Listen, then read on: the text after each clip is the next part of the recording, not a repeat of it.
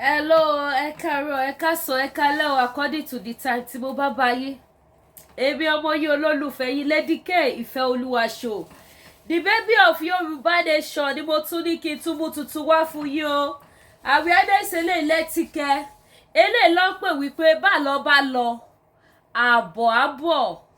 Àṣegbé òsì láyé yìí. Àṣepamọ́ ló wà. Ohun tó ní kálukú bá ṣe, òun ló máa kẹ̀sùn ẹ̀.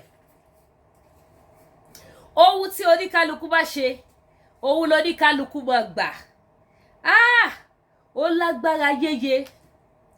Wọ́n ní èmi kọ́ mo sọ bẹ́ẹ̀ máa gbọ́ lẹ́nu ẹni tó sọ o, fídíò ni o, tẹ́lẹ̀ máa rí pé yes, bó ṣe sọ ló ṣe rí. Wọ́n ní first lady yìí, ìyẹn ìyàwó Olúrẹ̀mí Tinubu, wọ́n ní wọ́n constitute the nuisance. Ẹ má bínú bí bá ṣe pronounce ẹ mọ̀ pé mo ní code. So a máa fi àrọ́mù sí èdè àrọ́mù pè ló máa bá dé. Wọ́n ní wọ́n constitute the nuisance. Kódà àwọn qualification tí yóò tún fún wọn bad. Ṣẹ́dẹ̀ rí qualification yẹn, ó dẹ̀ mú yes pẹ̀lú attitude wọn, pẹ̀lú behaviours wọn. The way she reacts, the way she behave, the way she do gbogbo ẹ̀, ó mú yes. Tá bá ń sọ fún yín pé social media is a good record tó máa bá gbogbo yín keep, including èmi náà. Ó máa bá wa keep gbogbo nǹkan tá bá ṣe. Nígbà tó Remi Tinubu wà ní senator, èmi ò ṣe mọ̀ pé yẹn pa itú tó yẹn, àṣeyà máa ń yọ ẹ̀ṣẹ́ nínú house ni. Ọ̀rọ̀ burúkú tó ń tẹ̀rí. Remi Tinubu, first lady of Nigeria of nowadays. Ìyá máa yọ ẹ̀ṣẹ́, máa gbé fídíò bí tí ìyá ti yọ ẹ̀ṣẹ́. Tí Remi Tinubu, first lady, máa play fídíò fún yín o. Tí ìyá ti máa yọ ẹ̀ṣẹ́, tí àwọn ọkùnrin nínú house tọ́jọ́ máa ń gba sí fúnra wọn kódà. Remi Tinubu ló máa ń fún wọn ní first attack. Ẹ máa rí fídíò. Kò ṣọ̀rọ̀ ẹnu o. Kò ṣàròsọ o. Kò ṣàràbù o. Wàláì kò ṣàràbù. Ìyá ló máa ń fún àwọn ọkùnrin àwọn ọkọ lọ́kọ. Ìyá ló máa ń fún wọn ní first attack nínú house. Ìyá ló máa ń kó ìfọ́tí fún àwọn sẹ́nítọ̀ ọkùnrin bíi titi wọn. Ní ìyẹn ìyá Remi Tinubu tó ṣe sẹ́nítọ̀ for good 16 years. Tó jẹ́ pé 2 years ago, it's not even up to 2 years. Ìgbà tọ́kọ wọn fẹ́ di president ni wọ́n kúrò ní house. Ni wọ́n dìde lórí àga. That same person ló wá bú Nàṣátà bí kí ló pe orúkọ yẹn sì. Ẹ bá bínú bí bá ṣe pé ẹ gbà bẹ́ẹ̀. Kò ṣe má ṣe ni. Àwọn olówó bọ́tánsì ló wá bú Nàṣátà ló sọ wípé ó good. Èèyàn burúkú ni. Ó fa violence nínú house. Àwọn ti gbàgbé gbogbo nǹkan táwọn ṣe. Nàṣátà Owo Ija. O competition against senator president ni. O competition against gbogbo nǹkan tó ṣẹlẹ̀, bó ṣe toast ẹ̀, bó ṣe fẹ́ ṣe yọ̀dí ẹ̀ sẹ́yìn kojó, yọ̀dí ẹ̀ ọ̀rọ̀bọ̀ kíbọ̀, bó ṣe gbogbo ẹ̀ nínú house tó ń fi okó da house rú. Ṣé lòun ṣe kíni ló bọ́ síta ló sọ. Owó yọwọ́ ìfọ́tí bíi Remi Tinubu. Ọlọ́lọ́mọye ìgbà tí bàbá Tinubu máa ti jẹ ìfọ́tí lọ́wọ́ Remi Tinubu pẹ̀lú fídíò tá a máa play fún yìí. Ohun tó lè mú obìnrin, ẹ jẹ́ ká sọ kíní kan, ẹ bá mi pín ètò yìí. Ṣé rí obìnrin tó bá ti lè ní misunderstanding pẹ̀lú ọkùnrin níta, tó bá ti lè yáwọ́ sókè fọ etí ẹ̀, it shows that pé bó ṣe máa ṣe nílé nìyẹn. Obìnrin tó bá ti lè wò sùsù, tó lè sáré gbá etí ọkùnrin, ó fi hàn pé irú èèyàn tó jẹ́ bó ṣe ń ṣe nílé nìyẹn. With this video tí wọ́n sọ pé mọ́mí yìí fi constitute the nuisance, tá dẹ̀ rí pé the behaviours nínú video, it shows that she really constitutes nuisance nínú house. To me, I'm not sorry to say this. I'm a woman. Kò ṣẹlẹ̀ rí. Even obìnrin ẹgbẹ́ mi ò lọ first attack. Ká má wá sọ ọkùnrin ọkọ lọ́kọ. Bá fi ṣíkò wípé tí obìnrin kan ta kọ́kọ́ mi délé kó wá sọ fún mi pé obìnrin kan gbá òun létí. How will I feel? So ohun tó lè ti mú ìyá Remi Tinubu tó lè máa náwó 40 fún àwọn tó jọ jẹ́ sẹ́nítọ̀ ọkọ wo tí jẹ́ president o. She's a senator. They are also a senator. Tí ya gba etí wọn ṣeré nínú house. Tó bá wọn wò dìbò jàkadì tó jọjọ ẹ̀ṣẹ́. Àwọn eléyìí ti ṣe kiri. Wọ́n ti bà ayé jẹ́ gan. Tí wọ́n yọ̀ bẹ́ẹ̀ yẹn wá bó tánsì. Tó wá ń tako Nasata pé ìwà burúkú ló wù. Èèyàn burúkú ni àfikún yọ ní rep. Ó ṣe kíní kan, ó make violence. Ẹjọ́ kí ni ká pé tí Olúrẹ̀mí Tinubu ṣe tó yọ ẹ̀ṣẹ́ nínú house. Ẹ jẹ́ play video. Kọ́mọ́dà ìpele dike ló sọ bẹ́ẹ̀. Ẹ jẹ́ gbọ́. Àwọn YouTuber ṣe kiri. Gbogbo tó ní kálukú bá ṣe ló máa gbẹ̀sọ́ ẹ̀. Kẹ́kúkú rọra dákẹ́. Ìyá Tinubu ẹ bá ṣí ẹ̀ fáwọn APC. Kẹ́ dákẹ́ kẹ́ bá sọ̀rọ̀.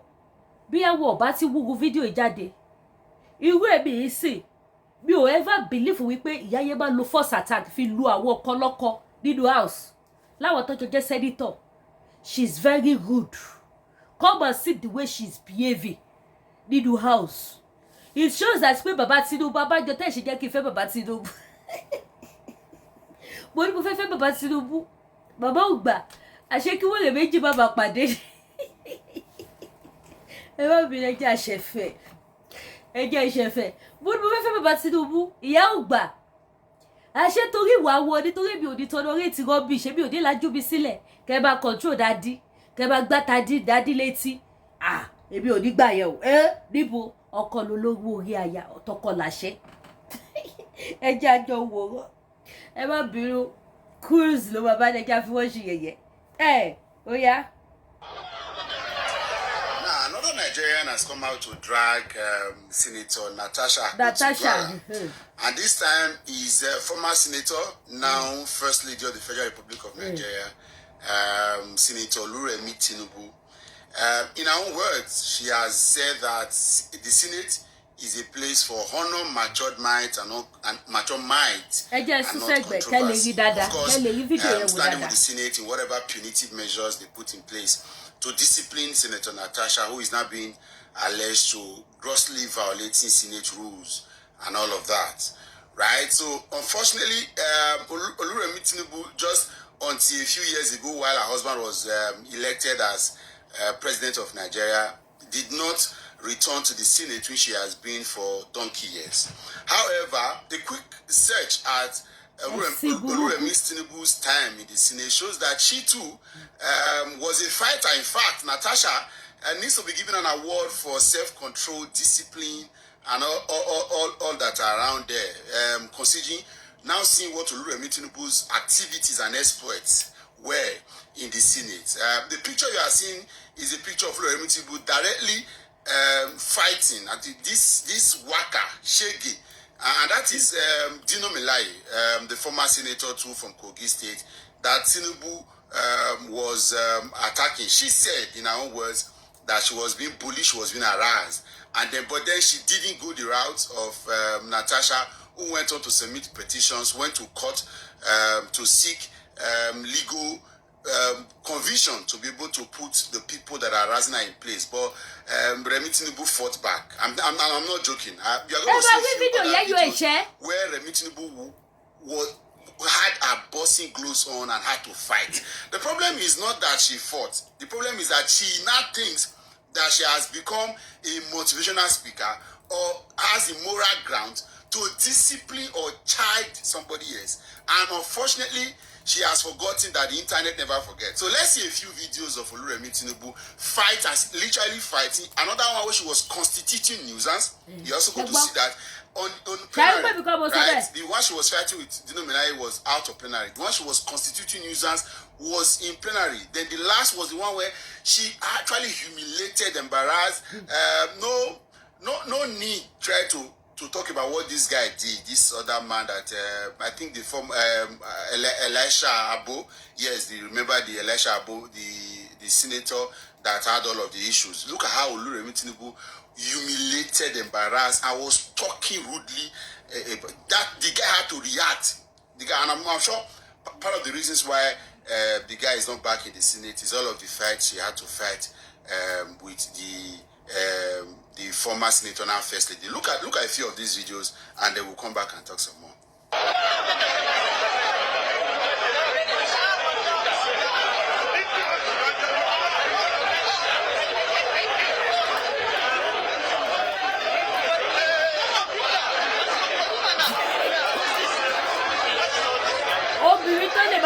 yọ ẹ̀ṣẹ̀ ṣé kò tí sọ pé bàbá Tinubu bá jẹ ẹ̀ṣẹ̀ ṣeré nínú ilé.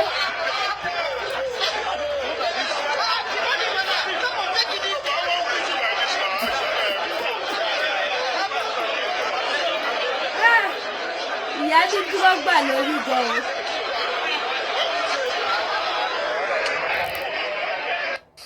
Because of certain things which I explained and we discussed. So, but distinguished colleagues, order. Order.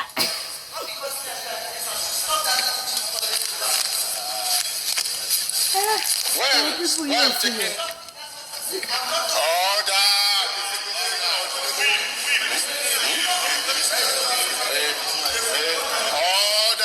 Distinguished Senator Tinubu.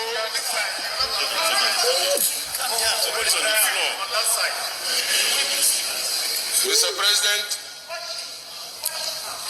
Mr. President, distinguished colleagues, why I'm taking us through this thing is because the nation is watching us.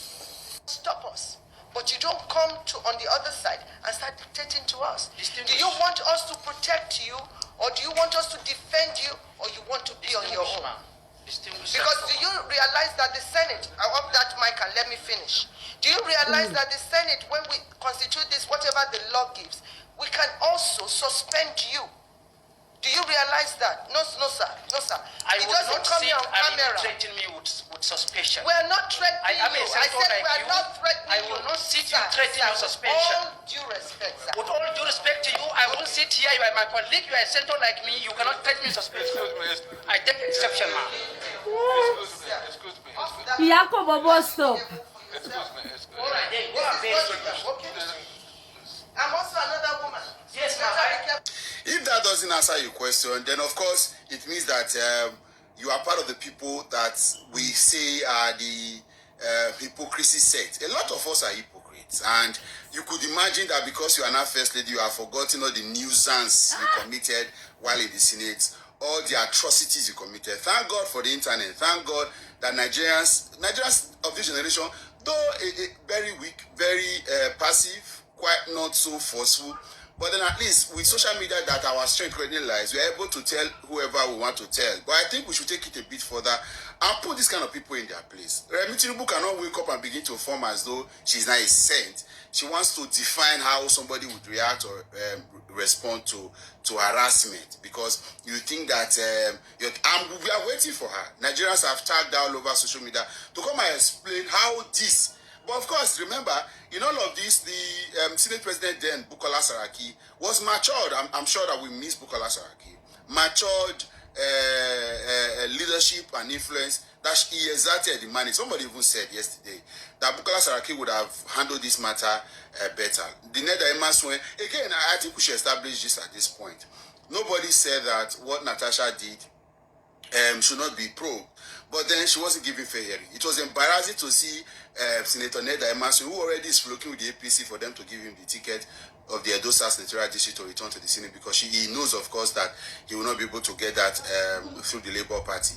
Already, for example, he said it was dismissed as if you are a court, a panel or a committee for ethics and privileges. And of course, it's also now been said that Natasha may have to resume duties pending when court decide, because a senator cannot suspend another senator. All of you were elected, and all of that conversation with public place. Again, I do not agree to Natasha 100%. Two things I have stood out for: why is there no fair hearing for her? And then two, all of this time you are using to waste taxpayers' money, waste Nigerians' time. Use it in more productive ventures. There are very many things we should have: speedy adjudication, speedy outlook, speedy motion, speedy interest for. Why waste our time? The last 1 week, this has been the conversation. And suddenly, you don't care again about how Nigerians are faring. There are several other issues: insecurity, cost of living, poverty, hunger, a lot of things in this country that the Senate needs to pay attention to. But they aren't,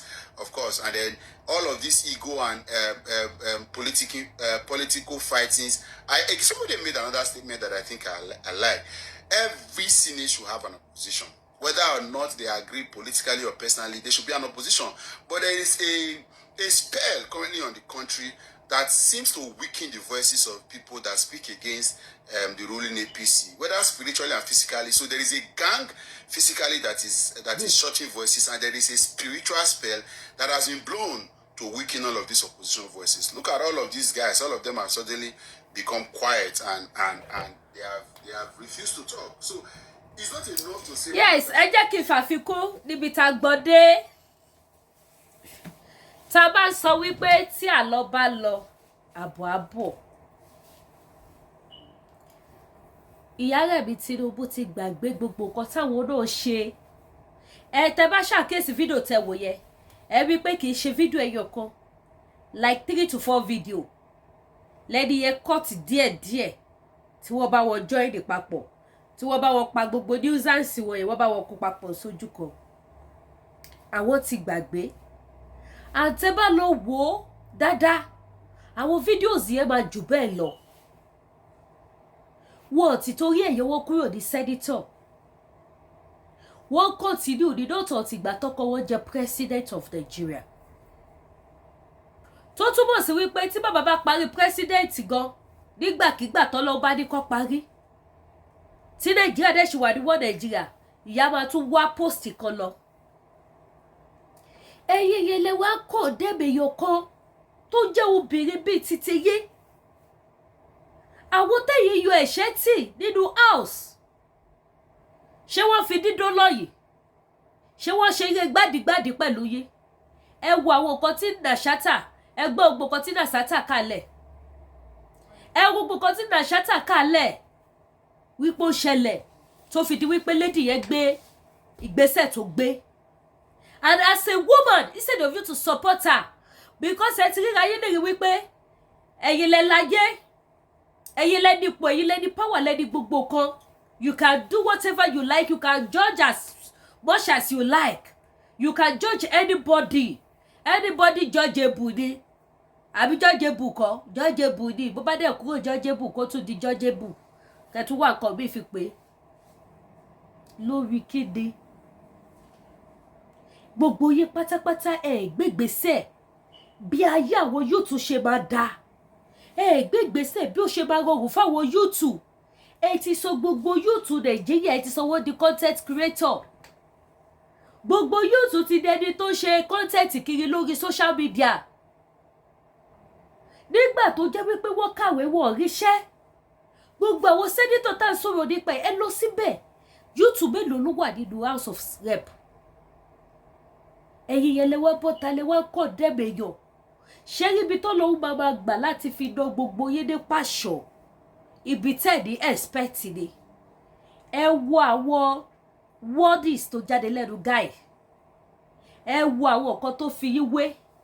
Ẹ wo àwọn nǹkan tó sọ nípa yín. For someone like him láti bọ́ta wá sọ wípé ẹ constitute nuisance.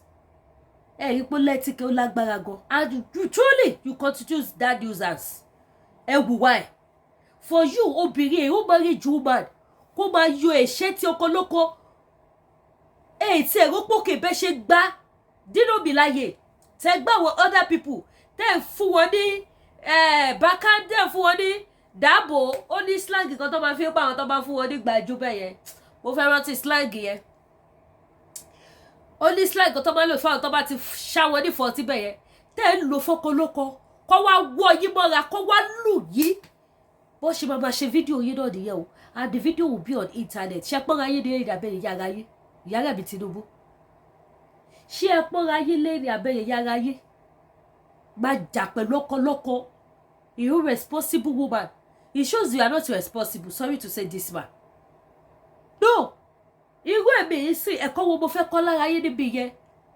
Ẹ̀kọ́ pé tọkùnrin kan tèmi àtọkùnrin kan bá ti lẹ́ni ti lẹ́ni wí ẹ̀. Kì í sáré lo first attack kí n là ní fọ́tí. Wọ́n dẹ̀ fẹ̀ṣẹ̀ yọ eyín mi èmi tí mi ò kúkú gbó tẹ́lẹ̀. Ibú mi tí ò gbádùn lóṣooṣù ni kọ́kọ́ gbé ẹ̀ṣẹ̀ lè gbà. Kẹ́jẹ̀ dà ṣòroṣo níbẹ̀. Gbogbo kàtáyẹ̀ máa disappear ni kò ní jáde mọ́ ẹ̀jẹ̀ ló máa dà pípì. Ẹ jẹ́ ká sòótọ́, ẹ̀yin pípọ̀ yẹn bá yé jẹ́ gan. Téèyàn bá lọ wòye, ẹ̀yẹ yọ. Nǹkan táwọn pípọ̀ máa ń dánwò. Behind the closed door. Òótọ́ dánwò. Wàláhì èèyàn ò lè fi wọ́n tọrọ. wàláì èyàn lè fi wó tọrọ bó ṣe ń ba ayé jẹ́ báyìí ló wíwàkiwà. That is why tí wọn ò ṣe fẹ́ kí àwọn ẹlòmíì débẹ̀. Ẹ̀yin ló ẹ wo nísìn ẹ wo ẹ jẹ́ kí n sọ àṣírí kan lẹ̀ fún yín láti sí lọ. Tí ẹ bá sì sọ wípé wọ́n Nàìjíríà ní ká wà èmi ò mi ò bá yín ṣe wọ́n Nàìjíríà mọ́ kàkà kí n pera mi ní ọmọ Nàìjíríà máa ṣe bye bye. Wàláì máa ṣe bye bye bí ìlú yóò gbà mí bó jẹ́ ìlú bòmí máa lọ wá tó kílẹ̀sì wípé ìlú yìí máa gbà mí lórúkọ Jésù Kristi ti Nazareth. Ní orúkọ Jésù ìlú yìí á gbà mí á gba gbogbo ohun tí mo kó dé ìlú yìí pẹ̀lú ayọ̀ àti àlàáfíà. Tí ẹ bá ṣègbè mi wọ Nàìjíríà 2027 gọ́vùnọ̀ yìí ní Lagos State Ṣèyí Tinubu ni. Ṣèyí tí bàbá bá kúrò bẹ́tọ̀ òun náà máa gbé àpótí ìbò president ẹ lọ́dẹ. Ó máa gbé àpótí ìbò president. Ṣé wọ́n fi orí ẹ̀yẹ yúùtù tó kù gbogbo pé ẹ̀ lè ní láre? Ìwé tí Ṣèyí Tinubu kà ṣé kò sẹ́ni tó kà nínú gbogbo àwọn yúùtù ta ní? Ipò tí gbogbo wọn dìbò ṣé kò sẹ́lòmí tó lè dipò yẹn búbọ́? Yorùbá ẹ jẹ́ ká wake up, enough of this. Ẹ jẹ́ ká dá dúró ká gbára wa. Ẹ má jẹ́ aṣẹ́rú olówó kú, ẹ má jẹ́ àjìyà kú. Bí ìdí sọ jù bẹ́ẹ̀ lọ ṣókí ni ẹ bá wa pé wọ́n gbogbo ayé. Ṣókí ẹ wá ra aṣọ.